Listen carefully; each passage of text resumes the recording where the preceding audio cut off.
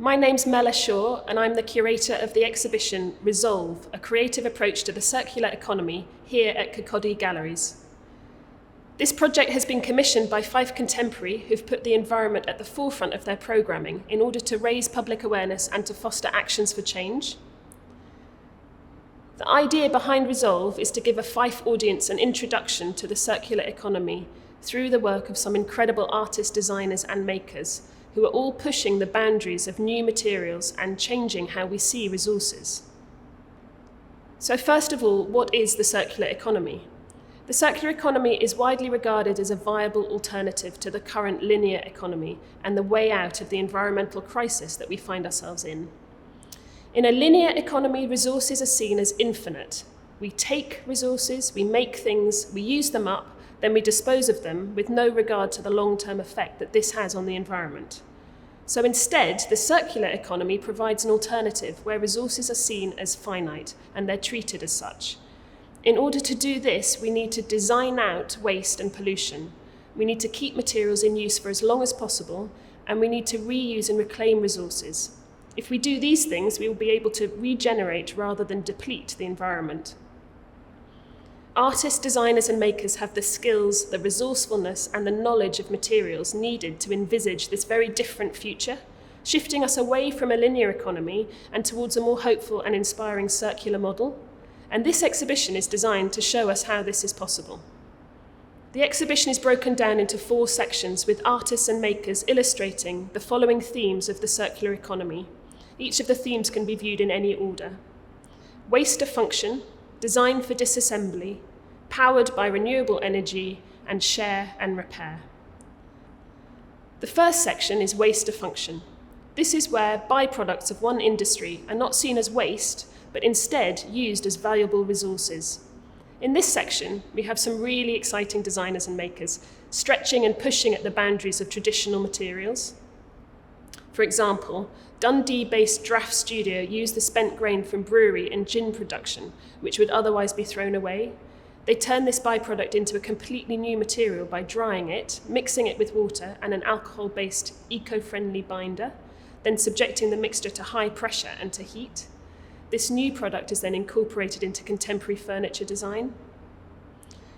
We also have the work of Janet Hughes, who's taken the wool from the dark Cheviot sheep and used this in her weaving.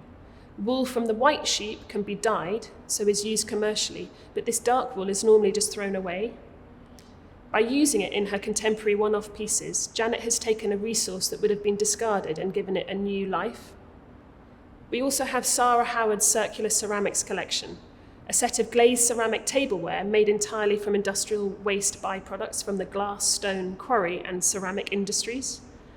Not only has she diverted these byproducts from ending up in landfill, she's also reduced the consumption of finite raw materials that would usually be mined to make this new ceramic ware. The next section is designed for disassembly. Here we see products that are made so that they can be taken apart, allowing these parts to be mended, replaced, and ultimately to be recycled. This is the opposite of inbuilt obsolescence. In this section, we have the work of Stefanie Cheong, whose piece titled Interchangeable Ring is a ring mount made of recycled silver and a selection of sustainably sourced stones and Scottish rocks. These rocks and stones can be swapped over within the mount, which allows the wearer to adapt the ring as they see fit.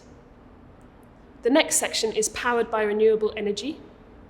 In a fully circular economy model, all of the energy produced would be generated by renewable sources. Included in this section is a video piece by Sarah Calmus, based on data sets of electricity generated by hydro, solar, and wind power.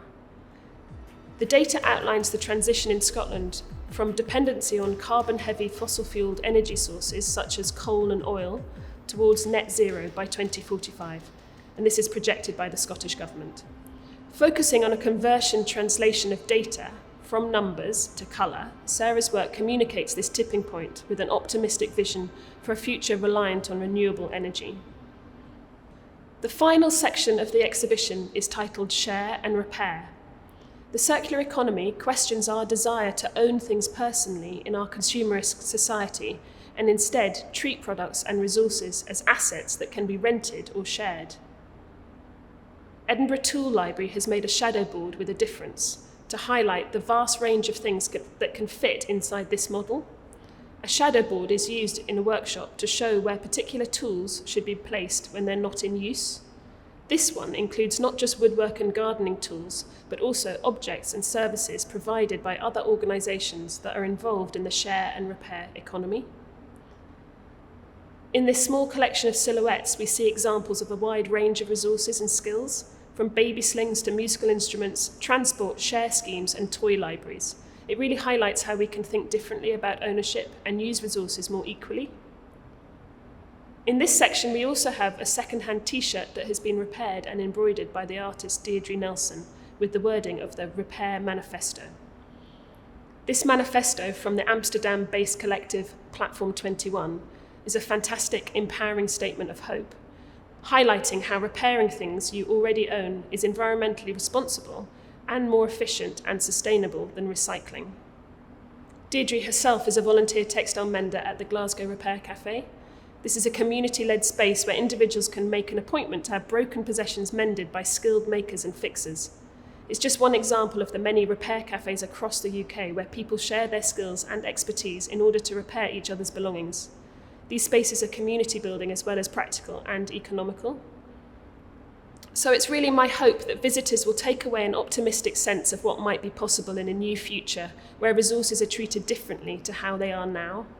Visitors will get an opportunity to see the work of some amazingly talented contemporary artists, designers, and makers. I would also like people to feel positive about the potential for change and also come away with some ideas about what they can do to make a difference in their own lives. For example, sharing a skill, repairing things, finding out about new materials, and supporting sustainable businesses. Importantly, this alternative future is economically viable. It is positive, hopeful, and completely within our reach. We all just need to shift our understanding of resources and be a bit more imaginative and creative. If you are unable to attend the exhibition, please go to the Fife Contemporary website and look at the Insight series there, where you can find more information about the show and watch interviews with some of the artists, designers, and makers.